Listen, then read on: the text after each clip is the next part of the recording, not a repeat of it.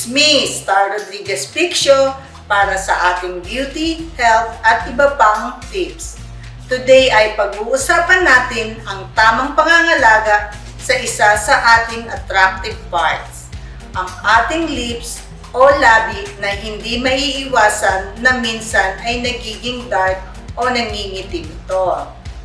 Ayon kay Doc Lisa Ramoso Ong, asawa ng doktor, vlogger at cardiologist na si Dr. Willie Ong, kadalasang dahilan ng pangingitim ng ating labi ang exposure sa ultraviolet rays ng araw.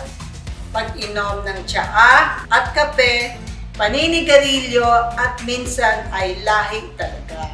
Kaya naman, nagbigay siya ng tips kung paano mai-enlighten ang ating mga labi gamit ang mga bagay na maaari lamang makita sa ating mga bahay. Una ay kalamansi na nagtataglay ng bleaching property na pwedeng mag-lighten up ng dark na balat o lips o kaya naman ay lemon.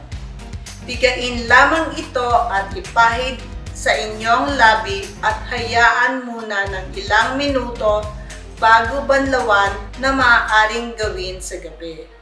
Pangalawa, maaari kayong gumawa ng scrub gamit ang kalamansi na may coconut oil at lalagyan ng asukal na may exfoliant na magtatanggal ng mga dead cells sa ibabaw ng labi. Paghaluin lamang ang mga ito at i-scrub sa inyong mga labi tsaka banlawan para sa malambot, lighten up at medyo mapulang-pulang mga labi. Sinabi ni Dr. Ong sa kanyang vlog na ang labi daw ay parang sponge na kapag may tubig ay nagiging plump o matampok. Pero kapag ikaw ay hindi umiinom ng tubig ay nagiging tuyot at manipis ito. Kaya naman, dagdag nito sa kanyang tips para sa magandang labi ay ang pag-inom ng 8 hanggang 10 baso ng tubig araw-araw. Hindi aniya magandang pambasa sa labi ang laway dahil mayroon itong digestive enzymes na nakakadry sa labi. Kaya gumamit ng lip balm na may SPF 15 na proteksyon sa ultraviolet rays ng araw. Kapag naman mahilig kayong gumamit ng matte lipstick na nakakadry ng labi, ay maaaring maglagay muna ng lip balm bilang base bago ilagay ang matte lipstick.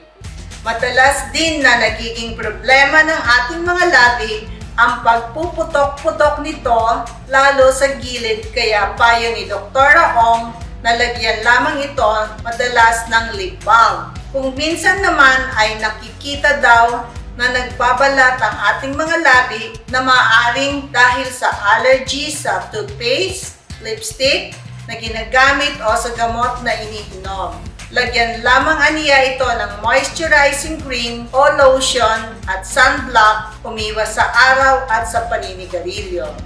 Dagdag ni Dr. Ong, importante na mapangalagaan natin ang ating mga labi para sa maganda nating ngiti. Ang programang ito ay hatid sa inyo ng himpilang TV48 at ng pamahalaan panlalawigan ng Nueva Ecija sa ilalim ng pamumuno ni na Governor Aurelio Umali at Vice Governor Anthony Umali sa pakikipagtulungan ng Provincial Health Office.